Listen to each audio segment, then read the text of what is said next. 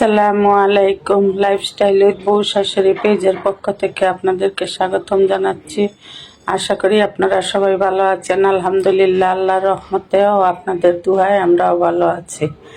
আমি আজকে সন্ধ্যার নাস্তায় পাস্তা নুডলস বানিয়েছি। তো আপনারা জিজ্ঞেস করবেন পাস্তা নুডলস আবার কি। আমার অল্প পাস্তা ছিল আর 1 প্যাকেট ককলা নুডলস দিয়ে আমি বানিয়ে নিয়েছি মটরশুঁটি, ক্যাপসিকাম আর গাজর দিয়ে। ওই কে কে আমার মতো এইভাবে অল্প কিছু থাকলে একসাথে দুটো জিনিস দিয়ে, আমি কিন্তু এইটা খুব ভালো পারি। যে কোনো বলবেন যে নিজের তারিফ নিজে করতেছি না, আমি কি করি, যদি একটু মুরগির মাংসের মাংস একটু ঝোল থাকলো, আবার গরুর মাংস একটু জুড়া গরুর মাংস হয়ে গেল, আমি সাথে সাথে দুটো একসাথে মিশিয়ে খিচুড়ি রান্না করে নেই।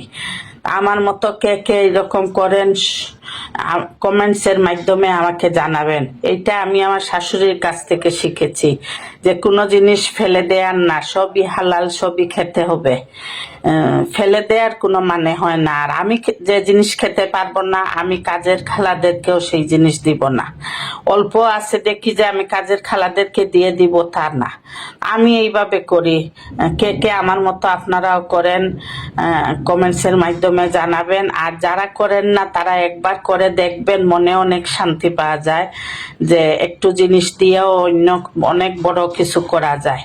সবার ঘরেই অনেক সময় একসাথে চিকেন, মাটন, বিফ একসাথে রান্না করা হয়, একটু একটু থেকে যায়, ওইগুলা দিয়ে সুন্দর করে খিচুড়ি রান্না করে নিলেই হয়।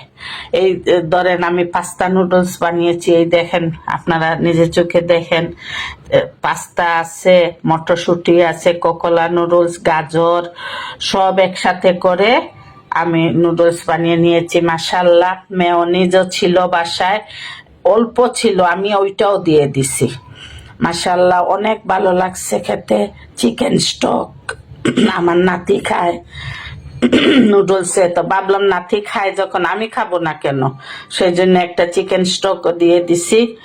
আপনারা লাইফস্টাইল উইথ বউ শাশুড়ির পাশে থাকবেন, আমাদের জন্য দোয়া করবেন। আল্লাহ হাফেজ। আসসালামু আলাইকুম ওয়া রাহমাতুল্লাহি ওয়া বারাকাতুহু।